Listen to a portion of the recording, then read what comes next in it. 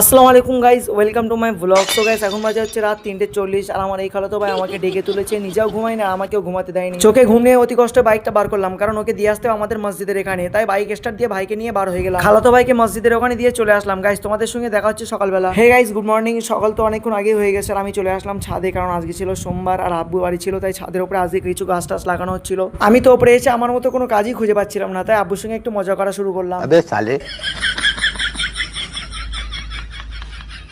ছাদ থেকে নিচে এসে আমি তাড়াতাড়ি রেডি হয়ে গেলাম, কারণ জোহরে আজান হয়ে গিয়েছিল, তাই চলে আসলাম সাইকেল নিয়ে মসজিদে জোহরে নামাজ পড়ার জন্য। জোহরে নামাজ কমপ্লিট করে আমি বাড়ি চলে আসলাম, আর বাড়ি এসে বাইকের দিকে তাকাতে দেখি বাইকের সারা গায়ে শুধু কাদা লেগে আছে। এরপরে আমিও ছোট ভাই একসঙ্গে খেতে বসলাম, আর আজকে আম্মু পেঁপে দিয়ে গোশ রান্না করেছিল, সেটা দিয়ে দুপুরে খাওয়া দাওয়া কমপ্লিট করলাম। বিকালে উঠে তাড়াতাড়ি অজু করে আসরে নামাজ পড়তে গেলাম। নামাজ কমপ্লিট করে বাড়ি এসে আমার হিরো বাইকটাকে বার করলাম, কারণ বাইকটাকে নিয়ে যেতে হবে আমার আব্বুর ভাইয়ের গ্যারেজে। বাইক চালাতে চালাতে চলে আসলাম গ্যারেজে। আমার বাইকের একটু গিয়ারের প্রবলেম হচ্ছিল, আর ভাইকে বলতে তাড়াতাড়ি ঠিক করে দিল। বাইকটা ঠিক করা হয়ে গেলে চলে আসলাম আমাদের গ্রামের মসজিদের এখানে, কারণ মাগরিবের নামাজের সময় হয়ে গেছিল। মাগরিবের নামাজ কমপ্লিট হয়ে গেলে আমার কাছ থেকে বাইকের চাবি নিয়ে আমার ছোট ভাই বাইক নিয়ে বাড়ি চলে গেল। ছোট ভাই সাইকেল নিয়ে আমি আর আব্বু সাইকেল চালাতে চালাতে বাড়ি চলে আসলাম।